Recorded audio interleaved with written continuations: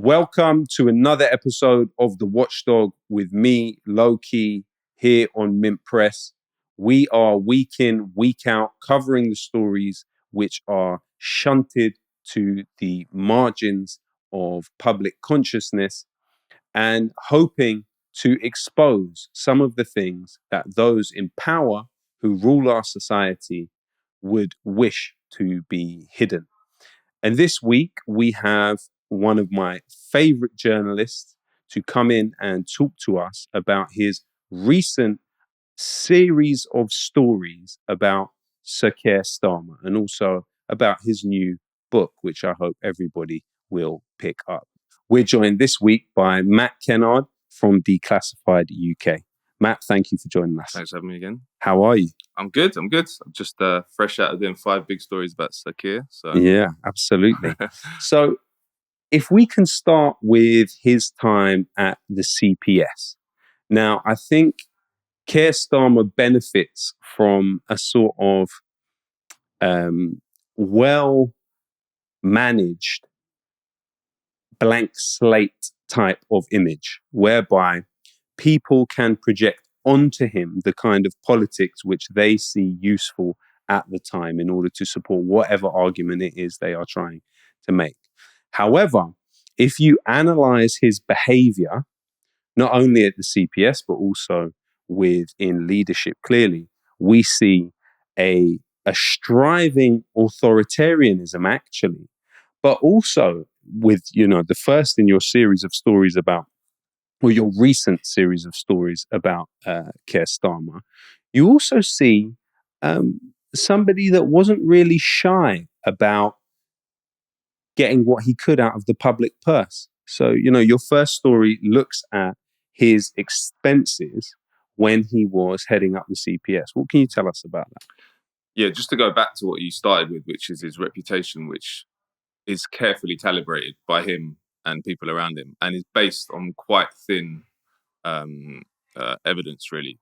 So the main part of his sort of "I'm a progressive champion" reputation is about his representation of the McLibel 2, who was sued by McDonald's a number of years ago over claims they made in a leaflet, and he represented them pro bono. There's that, and then he wrote this one article during the lead up to the war in Iraq where he said that the war in Iraq was illegal. Yeah. But as soon as, I think that it worked in his favour at that point to have this image, and it didn't damage his career in any way. So as soon as he needed to take establishment lines and it was conducive to his career, he just flipped straight away. And that happened. He started at the CPS in 2008, and his time at the CPS is just, when you look into it, is marked by just how reactionary and how establishment friendly he is. We can move on to that. I'll start with the expenses. And now the expenses is an interesting one because, again, another facet of his career at the CPS is it's really, really secret, and it shouldn't be. It's a public body, but all the records that he had, I assume all. They haven't disclosed any, but when you apply through the Freedom of Information Act to get stuff, you're always told, "Oh no, we've destroyed that." So the expensive stuff, the story I did apply it officially from through the Freedom of Information Act, and they told me, "No, we can't give you those documents." And then I found them another way. And they showed, as you say, that this is a guy who likes living it up, essentially. And it wasn't a surprise that they tried to keep these documents suppressed, because what it showed, the kind of headline of it was he spent £160,000 on a chauffeur-driven car for the first 2 years he was at the CPS. £2,000 a week, the British taxpayer paid for that. He lived 4 miles from the CPS office. He was living in Kentish Town at the time. So there's that, and he was taking first-class flights and business-class flights around the world. One flight to Washington for a day trip cost nearly £7,000. He was taking expensive trains around the country. So this is all stuff which doesn't go with his image, which he's trying to project now, which is parsimonious. We're going to save every penny and pound. In fact, one of his slogans a couple of months ago was under Labour, every pound will count, sort of thing. So it's all, it's very revealing, and it shows why they kept it secret. It's also interesting how he's protected by the liberal media, because we're an alternative media, we're a media startup company, an outlet. There's if the stories we're doing were covered in the mainstream in the liberal press, they would have a huge impact. Of the 5 stories we're talking about today, that this was the only one that got into the mainstream media. Actually, got into the Telegraph, the Daily Mail, and a couple of other right-wing newspapers. But they obviously have an interest in going after Sir Keir Starmer. But there's other that I actually think the other stories are more interesting because they're more revealing of what the man is and what his role in British politics is. And this is important stuff because it goes to the heart of the country we live in and the political system we live in. This is a guy that served for 3 years as Jeremy Corbyn's shadow Brexit secretary. He was kind of integral, maybe even the key player in the second referendum position, which I think, and many other people think, cost Labour the 2019 election because the manifesto for 2019 was nearly identical to 2017. In 2017, you had the biggest swing to Labour since 1945. The same manifesto with the added addition of the second referendum in 2019 and its wipeout, And Boris Johnson had no policies in 2019. The only thing they said was get Brexit done. Yeah. And the working class communities all over the north, especially the Red Wall, were sort of like, why are we voting again on Brexit when we've already voted? Anyway, that was Keir Starmer played a key role. He's now obviously reversed course because it's now in his interest to say he'll make Brexit work. I think that's his phrase. Well, I mean, they all dropped it immediately after the killing of Corbynism. Yeah, of course. But it makes. There's no evidence that says it was intentional sabotage. But it's his history and what he was doing while he was in the Corbyn shadow cabinet is very, very important for anyone who's interested in progressive politics and how we bring it about. Because we know there were many elements within the British establishment which were trying to sabotage Corbyn. And he was the shadow Brexit secretary when this catastrophic policy was put in place. Anyway, so and then we come to now, and he's completely reversed on it. And it's actually astounding what he's done to the Labour Party. It's a coup. I don't use that word in a hyperbolic sense. It's definitely a coup. If you get elected on a platform which is effectively Corbynism, a more presentable version of Corbynism, I can get you elected and then rescind on everything. Not only that, then kick or say that the previous leader can't stand as an MP. He's been a MP for Islington North for nearly 40 years. It's crazy stuff. So I think as a figure, this is why these articles, I don't think they're parochial in a sense or obscure. I think this goes to the heart of British democracy, this figure, Keir Starmer. It goes to the heart of what kind of political system do we have? Do we have a democracy or do we have an oligarchy? Is Keir Starmer just driving Labour back to its traditional role, which is just to present an image of democracy in Britain, but in fact you're voting for the same two factions of the same party? So, and actually to go on to some of the other stories, the one I did this week, which is really... Sorry to just interrupt you there, because there's just a point that I would like to expand on a little bit. Sure. What I found interesting, and to me, it kind of epitomized Starmer's role as this bulwark against wider political participation. When we look at British history from the Chartists, the Putney debates, we're talking about people for 300 years having to mobilize relentlessly just to get parliamentary representation. You saw, of course, the Peterloo Massacre. You saw numerous ways in which the ruling class of this country was not willing to concede this slight rearrangement in terms of decision making. So now, someone like yourself and me, we looked at Corbyn as an opportunity to widen political participation in the country. Now, what Starmer did was, and it was really encapsulated in an interview that a good friend of convicted paedophile and Israeli intelligence asset Jeffrey Epstein, Peter Mandelson, close friend of Jeffrey Epstein, which we don't mention enough, actually, said on LBC, Starmer's done such a great job of pushing out thousands of these people from the party. They have cleansed this party. The Labour Party, and it also has to be remembered, had something like 30,000 shares in BAE Systems at the start of the war on terror. rather than being a vehicle through which a greater distribution of political and economic power in the society can be achieved, it is the bulwark against that happening. And Starmer has been the enforcer of the establishment very successfully. But I'm very curious about this, and we'll get onto the Trilateral Commission, because I think that is possibly the most telling of all the stories about his orientation. But also, when we first spoke about him, you were mentioning these meetings for drinks with Jonathan Evans of MI5, while Starmer was as the head of the CPS. At least, and this is another thing that I've just found ridiculous, is the way that they've concocted this argument that the head of the CPS is not responsible for things that happen at the CPS while he's the head of it. Haven't you found that amazing? Well, it's also when you start looking. So for that story, I looked through the archives of the CPS to see what they were saying.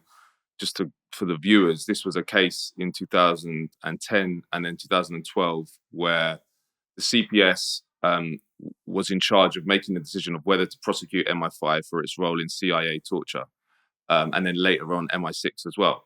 And in 2012, Starmer was the author of the statement that said, we're not prosecuting for these reasons. So he was directly involved and he was the figurehead. So yes, it is ridiculous. And this is how they get out of it, that he has no responsibility because, it was made by a lower down lawyer. It was nothing to do with us. And it's just a plausible deniability, isn't it? Yeah. But that case is, and it's also really interesting to go to the same point about them trying to dismiss these stories. Is like there's a lot of chatter with that Jonathan Evans story when I posted that. It was like, whoa, it's the head of the CPS and it's the head of MI5. Of course they're going to meet up for drinks. It's like, no, that's not. He made a decision on whether to prosecute MI5 when Jonathan Evans was head, and Jonathan Evans could have been criminally liable because he was a senior figure in MI5 when that case, and when witness B, this is the guy that was alleged to have taken part in the torture of Binyam Mohammed, was allegedly doing what he was doing. So you can't say it's not curious that the person who was heading the organization that decided to clear MI5 then the following year goes to his leaving drinks. And the other thing is that Keir Starmer's never replied to any questions. Every time I do an article, I've sent him a list of questions. He never replies. But the reason we knew what had happened with that was because Jonathan Evans replied to me. So originally, when I first wrote that story, soon after he was elected leader and flagged this drinks, I didn't know what had happened, so I just thought it was drinks. And so I emailed Jonathan Evans a couple of months ago and said, look, Keir Starmer said that he had drinks with you in 2013. I'm not expecting to get a reply. And he's like, well, your research may tell you that I was soon to retire from MI5. So he was coming to my farewell drinks. There were lots of people there and I can't remember if I spoke to him. That's what he said. But anyway, so they had a relationship. And then I also asked him in that email, which he didn't reply to, did you have a relationship with him before or subsequently? And the other thing is to go to the point that people who say, well, this is standard procedure. No, it's not, because I looked at the records of all other CPS directors. None of them have ever had drinks with the head of MI5 or accepted hospitality, which is what this was. And that goes for after and before. So it's extremely curious. And again, goes to what you say, which is that who is this guy? And for the record, who was the only foreign attorney general that Starmer met? What state did that person come from? Israel, yeah. But that he met the state attorney general, and then 2 months later, he blocked prosecution of Zippy Livni, who was visiting the UK. I'm not saying those two things are connected, but it shows that he early on, he was still doing what he was told. Well, what we've got here is someone that meets with the head of MI5, around the period where he is having a decision to make, or at least some role in the decision made of whether to prosecute MI5. Yeah. What we also have is him meeting with the Attorney General of Israel around the same period when he's making the decision not to prosecute Livni. Yeah, in London. Yeah, in London. Yeah, it's curious. And I mean, there's also in that article in the MI5 case, he cleared in 2012 because investigations continued after he cleared them in 2010, and then included MI6, and MI6 were included in the statement he made in 2012. 2 months before he made that statement, he had attended a networking session for ministers at the Foreign Office. Which ministry oversees MI6? The Foreign Office. Yeah. So, and again, I went through the records to see if any other DPP had attended a networking session of ministers at the Foreign Office, and none had. So, he's obviously clearly, when you start looking at the evidence, he's clearly had his eye on power and getting it, and he's got absolutely no scruples. I actually take a different view to some people which say he's right wing or authoritarian. Of course, he's all these things, but what he is he's obsessed with power. He will do whatever. He hasn't got a principle he will hold to if it's not conducive to him attaining power and retaining it. So, and what we also have, right, to add to this conflict of interest when it comes to MI5, Israel, and now the Foreign Office, we also have him going and meeting Eric Holder at the same time as him having a responsibility in the Assange case. I mean, this is, for me, the most incredible of all the stories, really, because the Assange case with the CPS was just riven with irregularities and strange happenings. Now, just to give the backstory, Assange, as everyone knows, was involved in the Cablegate releases in 2010, the end of 2010, with The Guardian. Right. November 2010, they started publishing those. Same month, an international arrest warrant came from Sweden over alleged sexual misconduct. As soon as that happened, CPS was involved as the Swedes agent in the UK, and there's basically no information has been made available about what was happening with the CPS, because there's an Italian journalist, a very good journalist called Stefania Marisi, who's been battling for years to get information about what the CPS was up to, and she's found some amazing stuff, even though they basically admitted to deleting tons of emails, and must be covering up loads of stuff, but they have the stuff she got released has shown that the CPS was saying to the Swedes, please don't get cold feet. When they were saying we might drop it. They also said, don't come and interview Assange in London in 2010 or 2012, 2011. This was before he went into the embassy. An interview at that time could have nipped it in the bud, but the US needed time. And these are all things we know that she had to struggle to even get that information. So there's clearly a cover-up. Now, the story I did recently was I requested from the CPS. I said, so the funny thing is that his travel expenses, like I said, were not disclosed by the CPS. I found them another way. And so and I saw that he'd been to Washington 4 times. That's never been reported. So I thought, okay, well, it's quite interesting that he went to Washington 4 times. 3 of those occasions were when he was in charge of the Assange case. So I asked them, I said, can I just get a basic list of meetings he had and itinerary and some briefing notes that were made for him? Now, this is routine stuff. Like, this is a public, he's called the public prosecutor. It's a public position. And they said, no, oh, sorry, we can't, we haven't got that information. We destroyed it. Their word, we destroyed it. So, on what basis? Yeah, so I said, I asked that. I said, so why have you destroyed it? They said, have a look at our retention and schedule. That's what it's called. And it's a long document. So I did read it. And I said to them, there's no information here about how long the time limit for preservation of documents. Can you just explain that, and was this routine procedure? They didn't respond. Right. So obviously something's going on. But I found through US documents that he'd met with Eric Holder in 2011 when he visited Washington for a 45-minute session at the DOJ.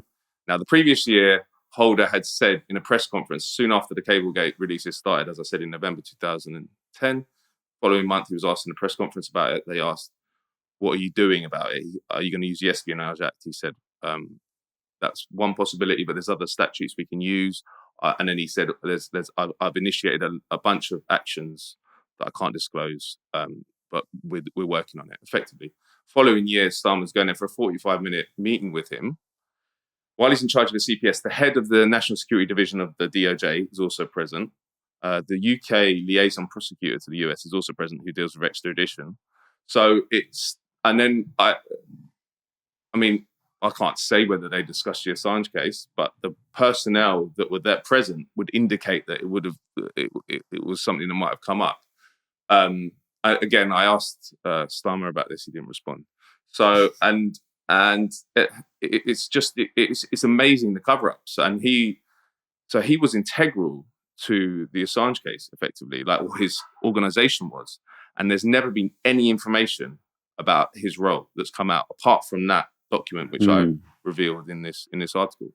So it's incredible. Yeah, absolutely. And in a way, the way that power is arranged in this country is it works around media in a very interesting way. It's such a, it's one of the points you make in your new book, actually, is the importance of media in this, in the sort of stratification of society. But Rupert Murdoch is a fascinating figurehead in terms of how entrenched class power is in this society. When you look at the strike that took place at the Wapping pressing plant and Rupert Murdoch attempting to fire something like 6,000 workers in one go, it's fascinating, that period of time, because you see the picket line infiltrated by spy cops, one of the most famous spy cops who later went on to spy on the Stephen Lawrence family. So yeah, the Rupert Murdoch, the period of the Wapping strike, and the way in which you saw the not only the convergence of interests, obviously, between Murdoch and the British state, whereby spy cops were working essentially on his behalf to crush that attempt to advance the interests of the employees at the plant, but also overall, what Murdoch represents. News Corp has been a company that has been written about in The Guardian, supposedly not paying any corporate tax for something like 11 years. It's also been identified by the Washington Post as having a lot of its profits plotted in different places across tax havens across the world. So when you look at him in terms of hawkish, war-type position, Murdoch also is on the board of something called Genie Energy, which has got oil and gas deals in Israeli-occupied Golan Heights in Syria. Also, he's alongside James Woolsey of the CIA, formerly the CIA, and Dick Cheney, if I remember, on the same board of Genie Energy. I mean, Murdoch, the News Corp Foundation, has actually funded something called the Jerusalem Foundation, which builds in settlements in Sheikh Jarrah. So we have a politics of who Rupert Murdoch is. From your perspective, as somebody that studies the media, what has been the importance of Rupert Murdoch to the ruling class in this country? Well, I think he's transformed Britain from before, when we were born, because he bought The Sun in 1969. And we've seen Britain has kind of just been going backwards ever since, well, from the late 70s anyway. And obviously there's various different reasons for that. But a major part of it was what he did with The Sun. He pulled the political system to the right. Culturally, there was a tabloidization of everything, TV, papers, because the Daily Mirror, you'll remember, which was the main competitor to The Sun, was a paper read by millions of working class people, but it was really, really good investigative journalism. John Pilger made his name in the Daily Mirror. Yeah. Stuff that we would never kind of even believe could have happened back in now was happening back in the day. And the reason that the Mirror changed, and it was the same with the whole media, they had to go the way of The Sun, which was just go to the lowest common denominator, hyper-sexualized, hyper-tabloidized news reporting. And I think it had a huge impact on Britain. And I think it's a huge part of why we are where we are. And as you say, he represents the British ruling class. He does that by acting as if his media stands up for every man. Yeah. So it's a real contradiction. And if you read The Sun, I mean, they're good at what they do. You know, the writing is extremely clever in how exactly how it triggers certain emotions amongst people, but it pulls people apart. It has heightened racism, and every political figure that wants to get elected has to play by his rules effectively. Apart, I mean, Jeremy Corbyn, they went for Corbyn, but he still did pretty well in 2017. But the story I did about Starmer was that, I don't know if you saw this, but a couple of weeks ago, or maybe like a month ago, Starmer attended Rupert Murdoch's summer party, as this party every summer, where the sort of establishment go and like bow down to him, say thanks for everything you do. So he went, and everyone was like, well, Labour leaders shouldn't go. You know, it's got a history of trying to destroy the organised working class. Everyone knows what they did about Hillsborough. But no one reported what I found, which was that he actually attended the same party, Rupert Murdoch's summer party, in 2009, when there wasn't even any political interest for him to do. Yeah, so he knew that he was pressing those buttons early. You know, yeah. He started in at the CPS in late 2008, and his first kind of big engagement was to go to Rupert Murdoch's summer party, and then after that, soon after, 2 months after, I think, he went for lunch with the Sun editor Rebecca Brooks at News Corp HQ. Soon after that, she was about to leave as editor and become chairman of the News Corp.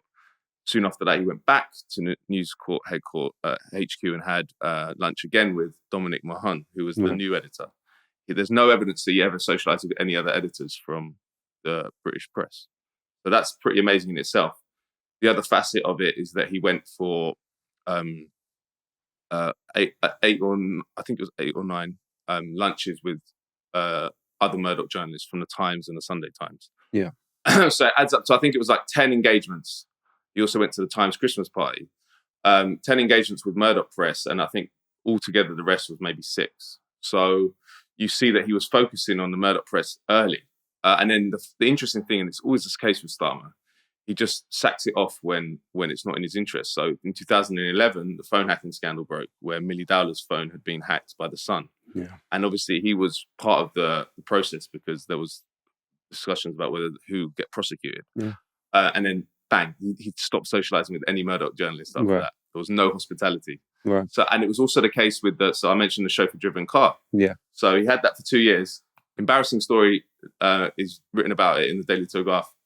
He locks it off straight away. Yeah. So he's just reactive to what's good what's good for a PR purpose. But the interesting thing for me about looking at his record at the CPS with the Murdoch Press was that, as I mentioned, it doesn't make sense in terms of even what people say now, which is that he has to play the game. Well, he didn't need to play the game. No one even knew he went.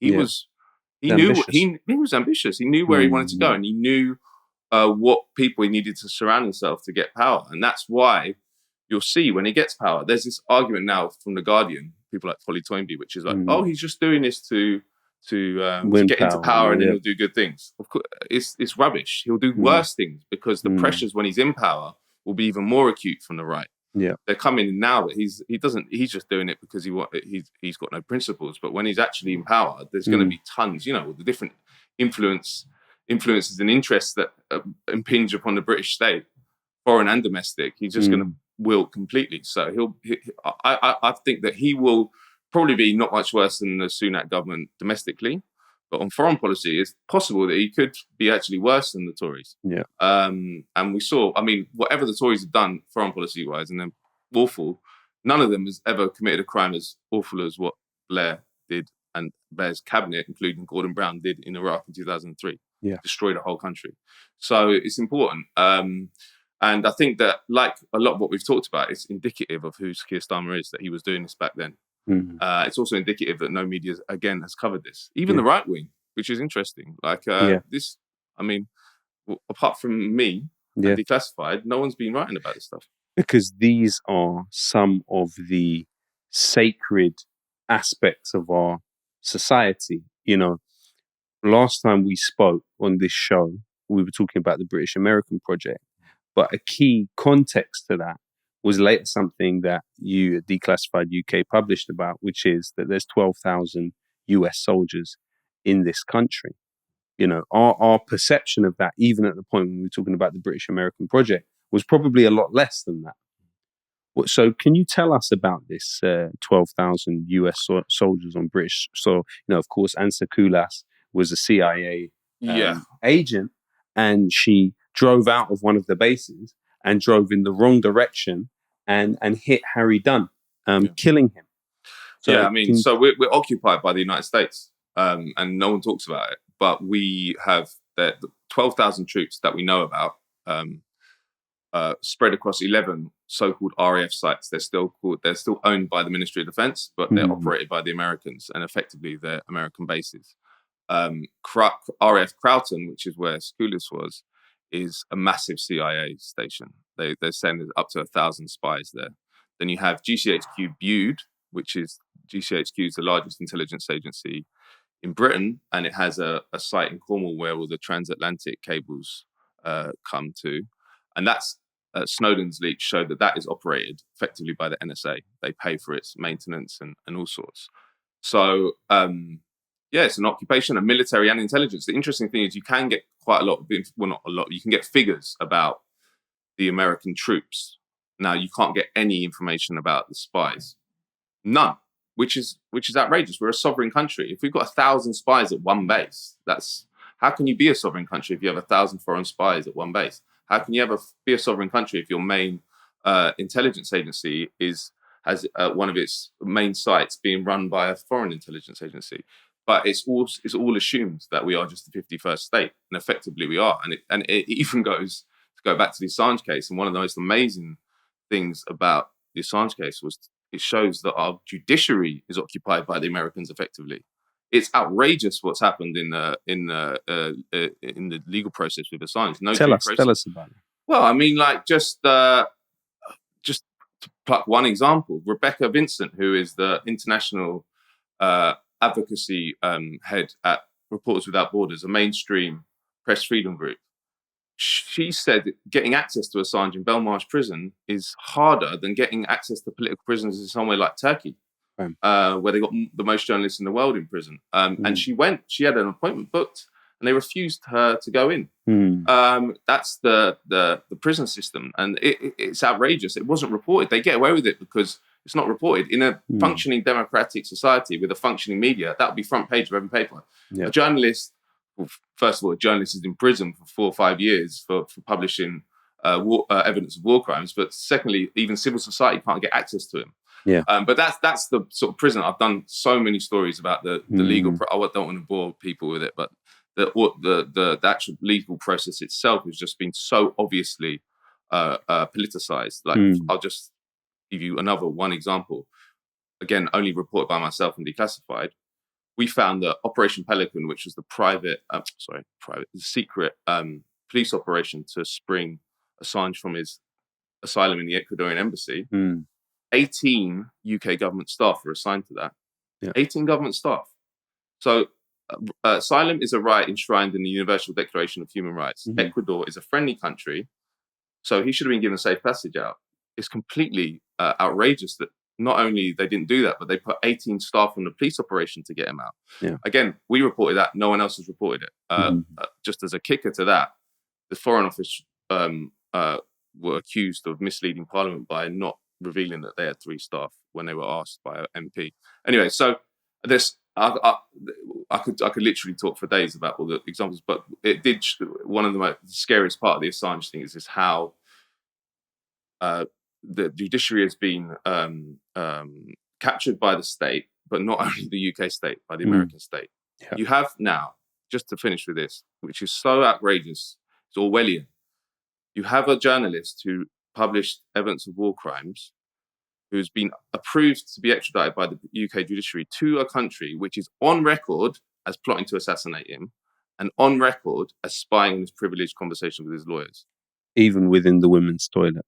of the embassy. So there's nothing. I don't think there's anything that could come out which would stop it, because due process has been thrown out the window. It doesn't exist. He's a political prisoner, and he's being persecuted by political forces within Britain and the United States. So the whole of our society is imbued. And actually, I'll finish with this, and it relates to the to Starmer, because the CIA has always been much more concerned with the left in Britain. And I don't think that's just the case in Britain. I think that's around the world, because during the Cold War, there was fear that different countries were going to go communist, but also they what's called anti-Americanism, but anti-American imperialism doesn't really exist on the right.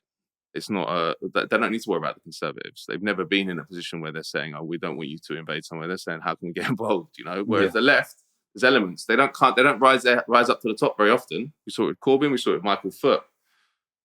That's probably the only two occasions. I mean, Harold Wilson, although he didn't send troops to Vietnam, he was an Atlanticist. Clement Attlee was definitely an Atlanticist. Yeah.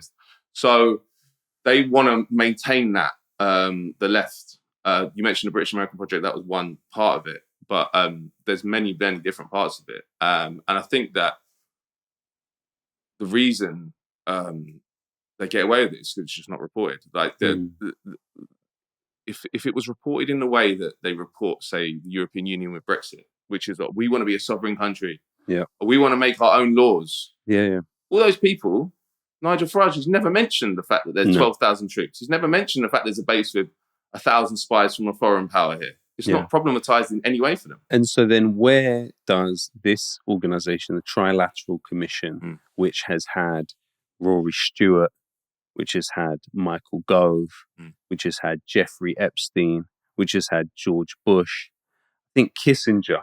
Yeah, some of those haven't, to my knowledge, haven't been. I don't think Gove has.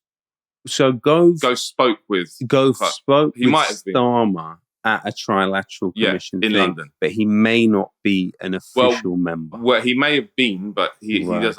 So the story I did recently was based on the membership records from 2011, 2022, which covered the period Starmer was involved. But Gove might have been a member before, because what was unusual about, so just to give a background to what the Trilateral Commission is. So again, it's an elite networking group in the sort of mold of the Bilderberg meetings and stuff like that. It was set up in 1973 by the billionaire banker David Rockefeller, who was the chairman of Chase Manhattan Bank. And he wanted to get together elites from the US, Europe, and Japan to maintain a sort of hegemony by those three powers, effectively, against the Soviet Union. He at the time was close to the leadership of the CIA. I found declassified documents which showed in 1958 he was exchanging letters with the director at the time, which was Alan Dulles.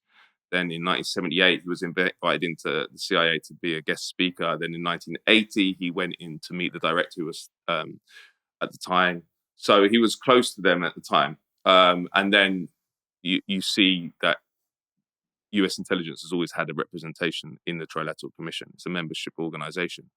Now, and Henry Kissinger was an early figure in it, and is now a lifetime trustee of the organization.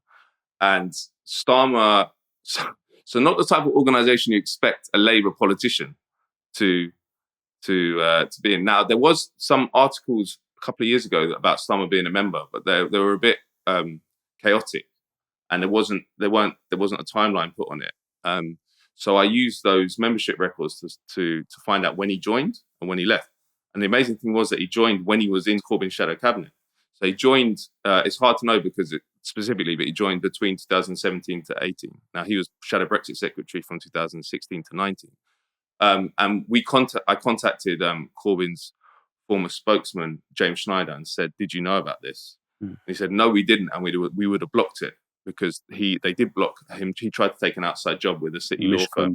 Exactly, and they blocked it. Which used to represent the Israeli embassy. Yeah, and Ariel Sharon. And a lot of other villains.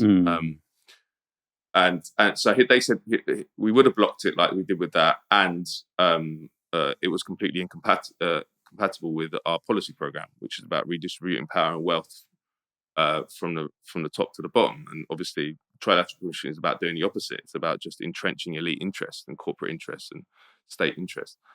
So that was the story, is that he joined and didn't tell them, and then he left it between 2021 and 22, and he attended one meeting in 2017 in London, alongside, as you mentioned, Michael Gove, and there's a lord called Lord Maud, who's a Conservative peer. They talked about Brexit, and later that day, the former head of MI5, Eliza Buller, spoke alongside the former head of GCHQ, David Omand. So this is the kind of milieu that there is. And again, Keir Starmer's a public figure. He's Labour leader. He's formerly DPP. I asked him just some basic questions. When did you join? This is stuff in a democratic society that politicians should have to disclose, or at least reply. No reply.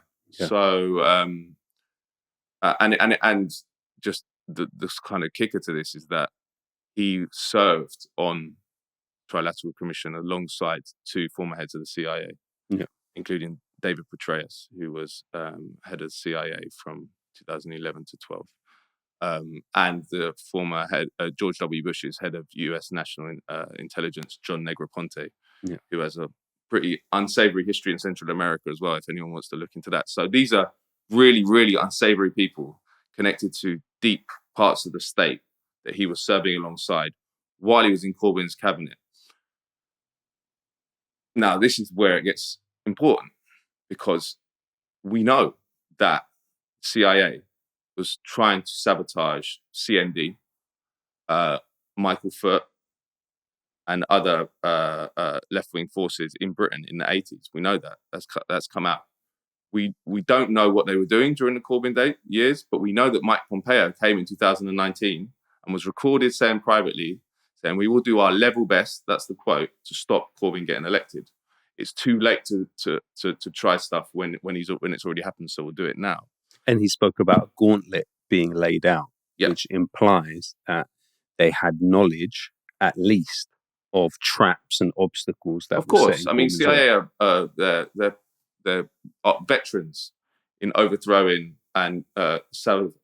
democratic governments that are not conducive to the US interest, but also sabotaging political projects that are not conducive. And as you mentioned before, there are documents indicating that the CIA were at least watching or tracking Corbyn since what, the 70s? 80s, yeah. The 80s. Well, and interestingly, Mike Pompeo wasn't just some congressman when he said that. He was the Secretary of State of the US, so his foreign minister.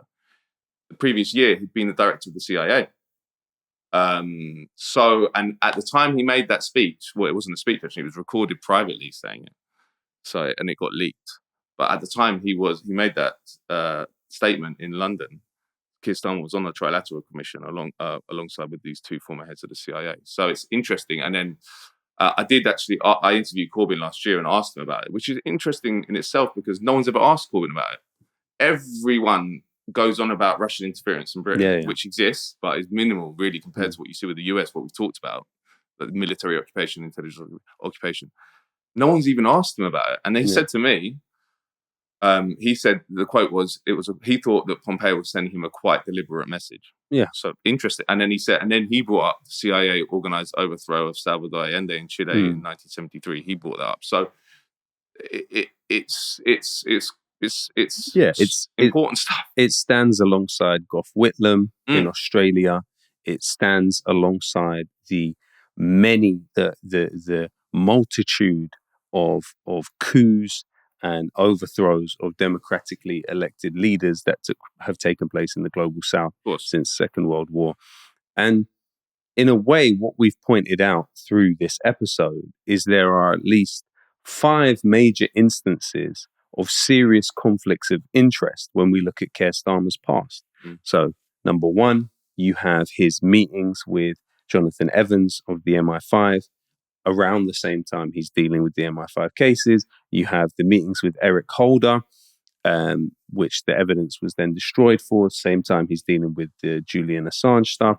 You have the meeting with the Israeli Attorney General. Around the same time he's dealing with the decision not to prosecute Livni in this country.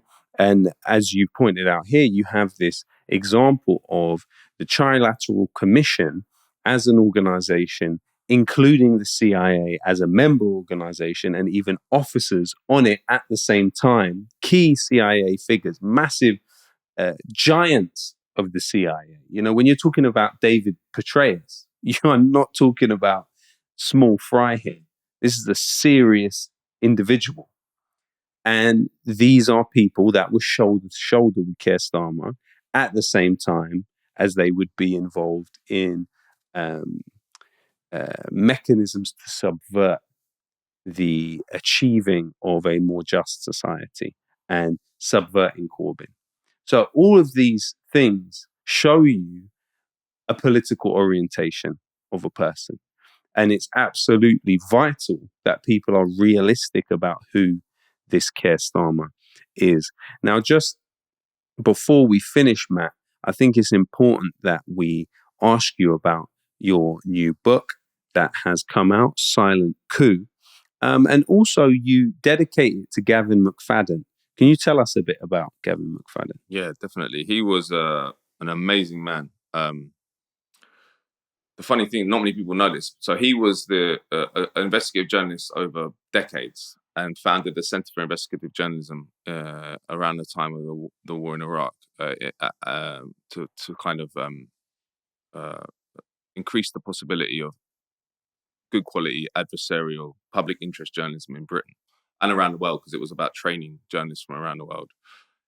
He became a mentor to Julian Assange. So he very close to Julian Assange. He was actually back in the 60s the political mentor to Bernie Sanders. Not many people know that. He kind of politicized Bernie Sanders. But Gavin stayed as radical as he was back then. I think Bernie's got a bit more moderate. But the reason we dedicated to him was because the book started when we joined the Centre for Investigative Journalism as fellows in 2014. And he said to us, look, I mean, he's probably the only person that runs a sort of mainstream organization that is a complete anarchist. So he was like, look, you've got 2 years to do whatever you want. It wasn't a lot of money, but it was enough to live on, and you got a travel budget and you can go where you want. So I started with Claire Provost, who was a journalist at The Guardian. She quit to take this job at the CIJ. So we were talking and we were just like, wow, we're probably never going to get this opportunity again. And I don't think we will. Times are different now as well with family and all that. I don't think I could do what we did. But we said we should be as ambitious as possible. And Claire had just been covering aid and development at The Guardian. She's a data journalist. And I'd been at the FT a couple of years before and been covering some of the World Bank and the IMF, and I've been in Washington. And we both sort of were talking about what the biggest issue in the world is for us, and we just decided it was corporate power. And to summarize how the corporation as an entity, as an instrument, has eaten the state that created it. And I don't think, I really believe that you can't understand the world we live in unless you see it through that lens, because there has been a war going on for 400 years, effectively, when the first joint stock company was invented in Britain, actually, in 1555. It was called the Muscovy Company. And back then, I can give you a brief history, but back then, a corporation was chartered by the crown. So the king or queen would give you a charter, and you could start a company. And usually it would be for one project, or like a bridge, or it would be a trade route. So the trade route to India, or the trade route to Russia in this case. So they were given but what's happened is, since that time, the corporation, to cut a long story short, has been unleashed from the state. And back then, the crown could just say, no, we don't want that. We don't like this charter anymore. Get rid of it. Now the corporation runs the state. Yeah. So anyway, so we embarked. That was the mercantile period. Yeah. And the main changes in terms of legislative changes that the modern corporation was born was in the 19th century in England. So there was one thing particularly which kind of unleashed the corporation was limited liability, because back in the day, if you were part of a corporation and you were sued, for example, you went bankrupt, they could take all your assets, not just what you'd invested in the corporation. It was called unlimited liability. So it made people a lot more nervous about getting involved in corporate activity, because they were like, well, I'll lose everything if we go bankrupt. But they enacted in the 19th century limited liability. So you only lose what you put in. It was huge. Sounds kind of niche, but it was a hugely important thing. The other majorly important part of sort of unleashing the corporation was you stopped needing to get a charter from the Crown or later on the Parliament. Yeah. And all you need to do is what it is now, a routine act of registration. Anyone tomorrow can open a corporation. So it's sort of a structure of irresponsibility now. Yeah, and also just wildness. When there was no one controlling it. And then, so still in the 19th century, Britain was by far the most important economy in the world. But then the sort of age of the multinational, which happened in the 20th century, America took on the mantle. And that's why all the major corporations that we know now, or like the really famous ones, are the American ones. But the book, I'm giving a very quick summary here, but the book focuses more on what happened post-1945. Because what happened was, in the aftermath of the Second World War, there was a huge move for independence around the world. India threw off the shackles of the British. Countless countries in Africa did the same. Throughout the French, the British, Asia, and all the elites were panicking because they were saying how we're going to lose our control. And you had proper liberation leaders in power, people who had been fighting on the streets, the British or the French, were prime ministers and presidents. So people who really had these were serious people, you know. And they said, we need to create a framework which operates above the heads of national governments and allows us to maintain our investments and maintain our control in the developing world. So they set about that. I mean, it started effectively in the Bretton Woods meeting, which happened in 1944 towards the end of the Second World War. There was a meeting in Bretton Woods in New Hampshire where effectively the US and the UK, UK was represented by John Maynard Keynes, the famous economist. There was an American called Harry Dexter White, and they negotiated the Bretton Woods institutions, which were the IMF and the World Bank. And then a couple of years later, the General Agreement on Trade and Tariffs was created. Now, all this sounds like obscure stuff, but it's the infrastructure which created the world economy that we live in. And so we focused particularly on the World Bank because the IMF was about monetary stability. So countries in crisis, giving liquidity or stuff like that. And then GATT was about trade. GATT eventually became the WTO in 1995. But we focused on the World Bank because the World Bank was about development. And development, again, sounds boring, but what it describes is how most of the world runs their economy. Like how do you develop a country? And the World Bank, that was what its role was. And we focused on one particular institution which was created in 1966 called ICSID, the International Center for the Settlement of Investment Disputes. And 1966 was an interesting time because Ghana just got independence. Lots of African countries went independent in the 60s. And so they were like, we need a system that ensures that we can just maintain control. So what was ICSID? It was about allowing corporations or investors to sue countries for enacting policies they don't like. So when you get a liberation leader in Ghana says, I want to nationalize that mine, I want to nationalize that oil company. Now you have a legal mechanism where you can just not only take them to court if they do it, but also policy chill. They'll know when, and this is what you see it all around the world now. It's become a monster. This system is a consideration for countries all around the world. Am I going to get sued if I do this? So there's an example in Honduras now. They wanted to change their special economic zone policy. They're just getting hit with a lawsuit for $11 billion. And we saw internal documents of government deliberations about all sorts of multinational projects. And the it's called the ISDS system, Investor State Dispute Settlement, is a consideration at all times. And they should be thinking about the people. Anyway, it was interesting. I'll just finish with this with the 1966 date as well, because the guy who kind of conceived of this system of allowing corporations to sue states in international venues was a German banker called Hermann Abs. And he made this speech in 1957 where he said, look, we have the Iranian coup, 1953. Prime Minister Mossadegh nationalized the Anglo-Iranian oil company, wanted to give a bit more to the Iranian people to the detriment of British investors.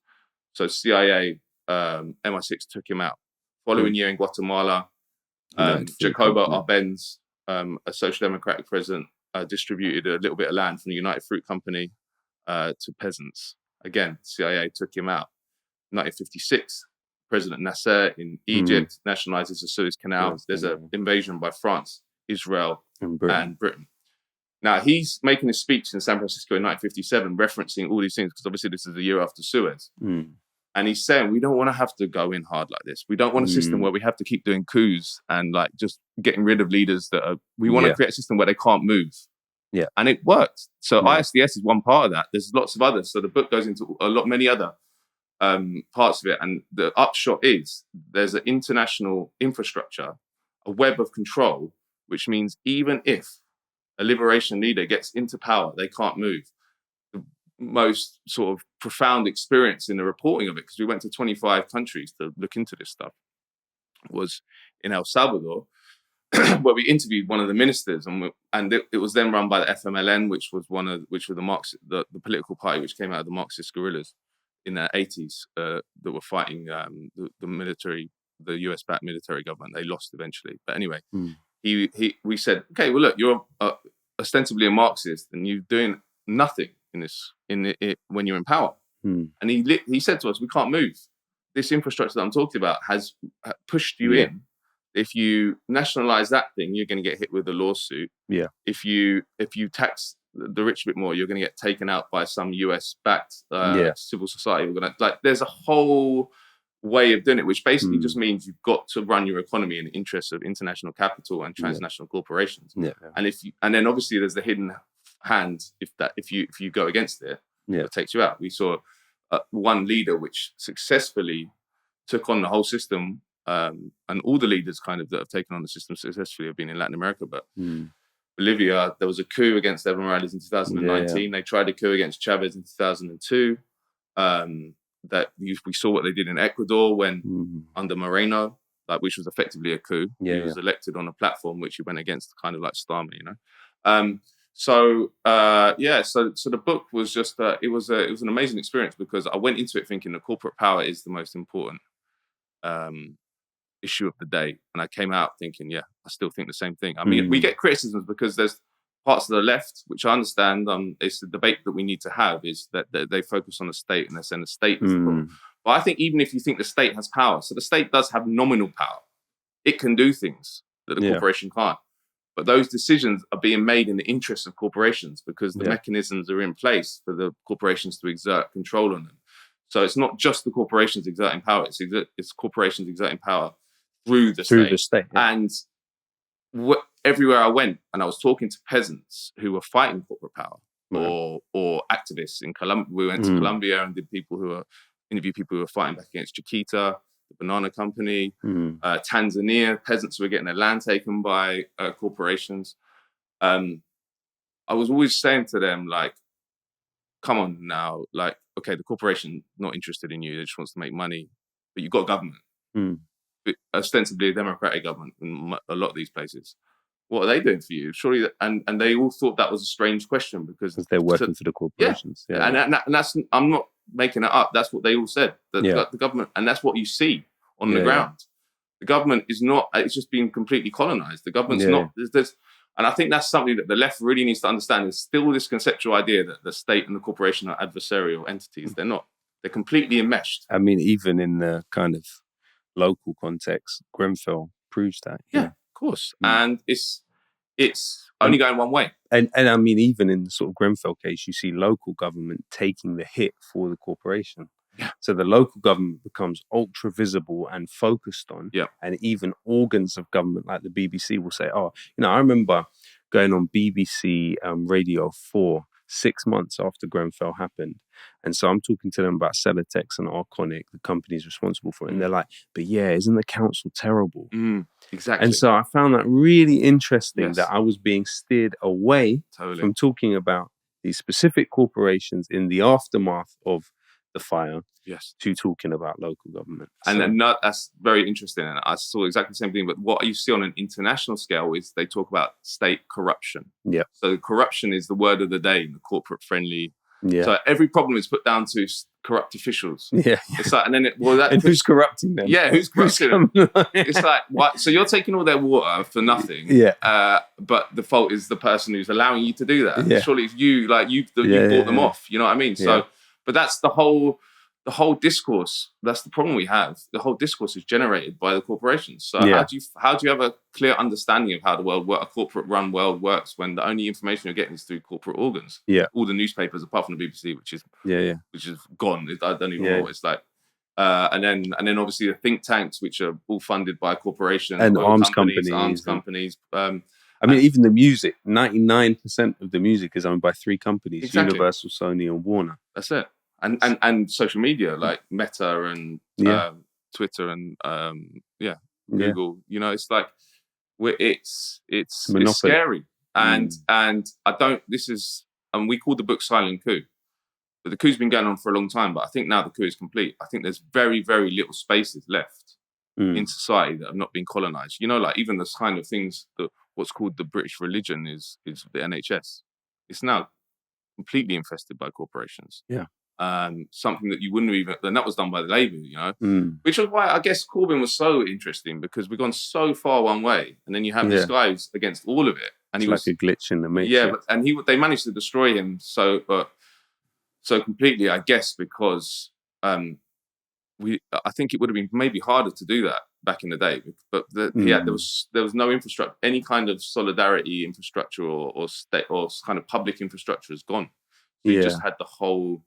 I don't know. I think also the space for psychological manipulation with digital advancements has meant that, you know, I'll never forget how the Labour digital team under Corbyn were instructed by him to push out adverts to increase voter registration. And what they did is they rigged the Facebook advert so it only showed on Jeremy Corbyn's phone.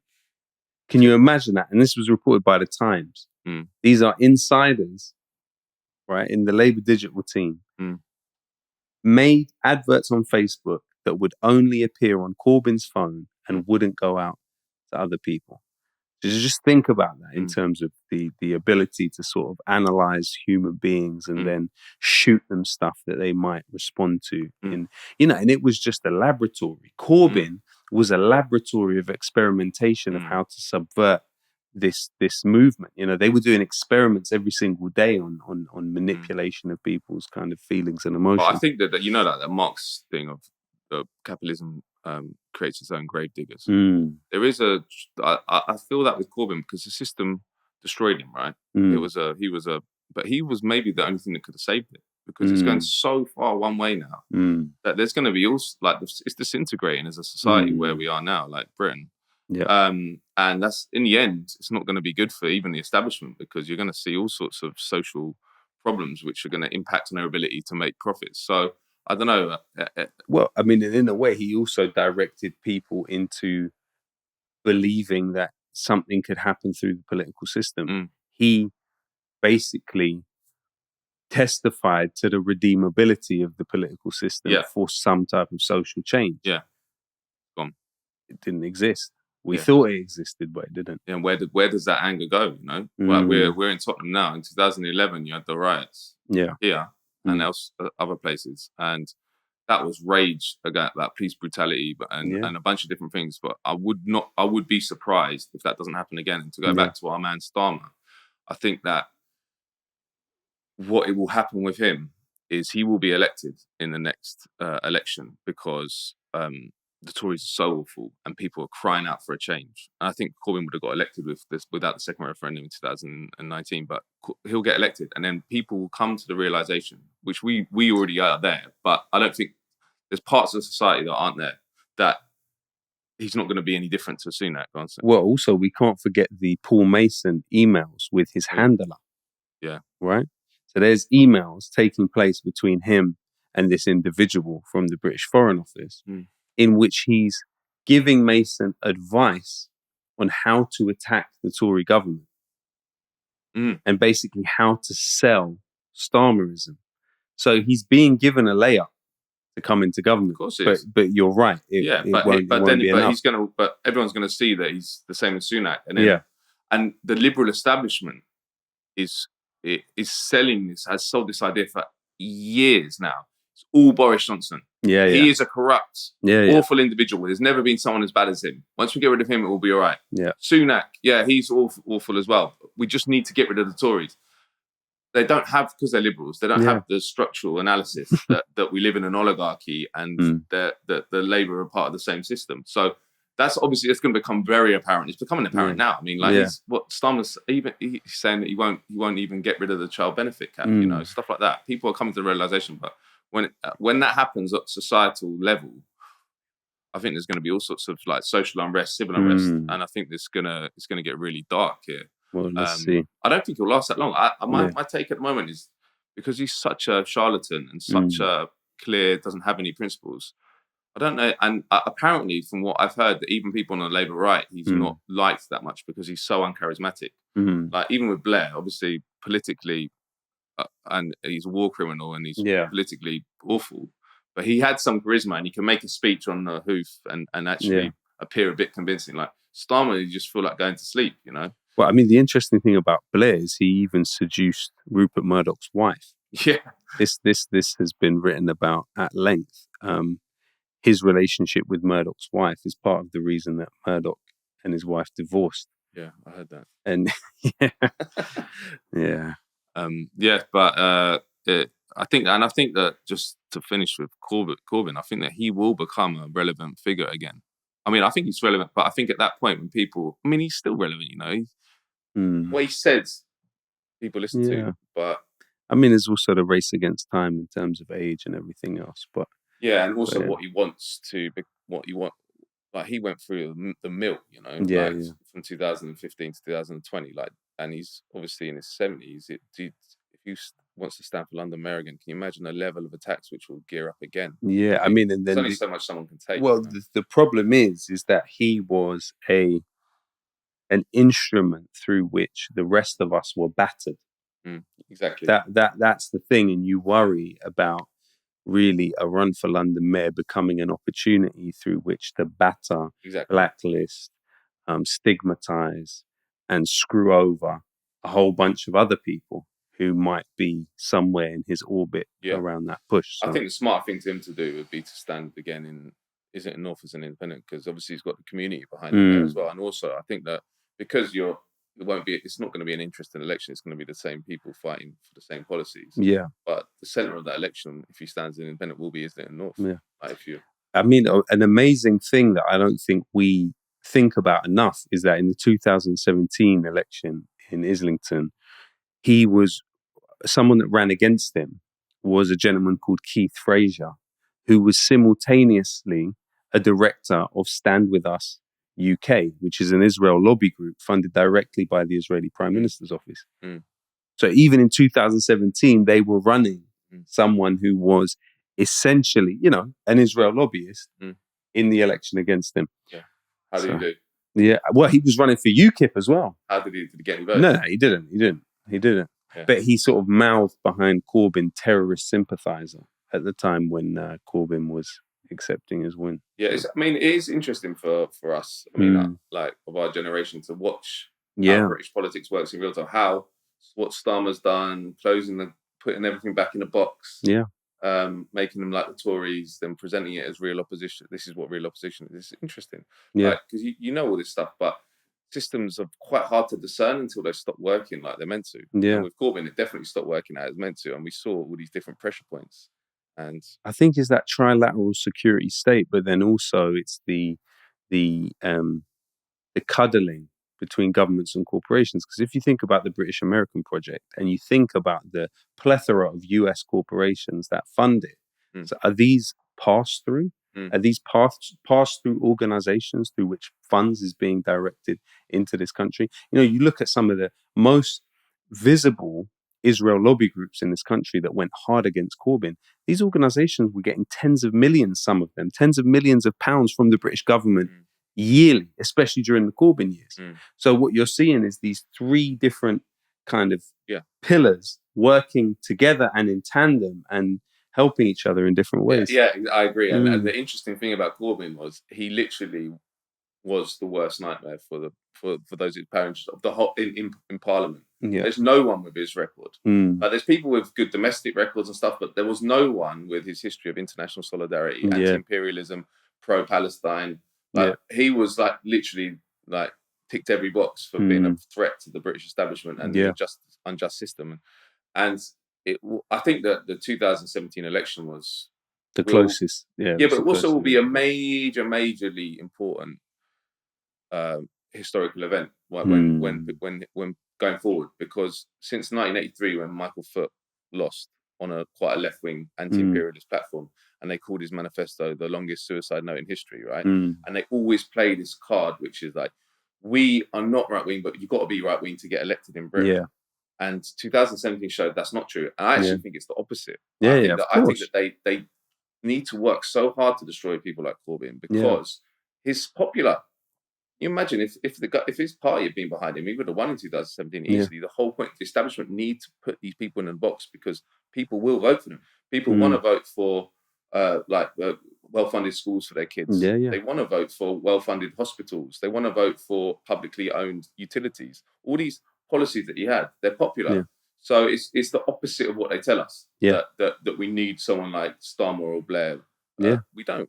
What we need is a democratic society where we can actually have a choice and vote for that without the sabotage of the establishment here and in the US. Agreed. So that brings us to the end of the show. Matt, thank you for joining us again on The Watchdog. I hope that you will pick up Matt's new book, Silent Coup, and also stay tuned for more episodes to come. We currently have a funding drive which we are pushing. And I would just like to say, on a personal note, in 2022, I was in the situation where over 10 shows in 4 different countries were cancelled. I had situations where Israel lobby groups were pressuring, whether it was venues, whether it was organizations, whether it was trade unions. I was being deprived of a platform everywhere I went. It got to the stage where I realized that I was going to earn a lot less from live work than I had at any time previous to that. In addition to that, in March 2022, it became clear that an organization where the Israeli embassy is called a stakeholder of that organization, that had a campaign manager who, it seems very likely, worked as a press assistant at the Israeli embassy, was pulling every string they could to try and get me off of Spotify. So I was having my ability to live off of live performance cut off, at least temporarily. And then another flank I was attacked on was my ability to live off of the work that I had produced for decades. Some of that work has received millions of streams and views, so clearly matters to people in the world. I was being told very clearly that I would not be able to earn in this manifestation of who I am. At that time, I was truly blessed and lucky to have MintPress support me, because I was connected to and employed by an organization that could never be lobbied against me. And so that was something that made a difference to my life at a time where I thought I did not have many choices. I thought that those doors were going to be permanently closed to me. Not only did people at MintPress help me, but also Electronic Intifada, individuals there took it upon themselves to help me and spread the word out as far and wide as possible. And tens of thousands of people signed a petition in my support.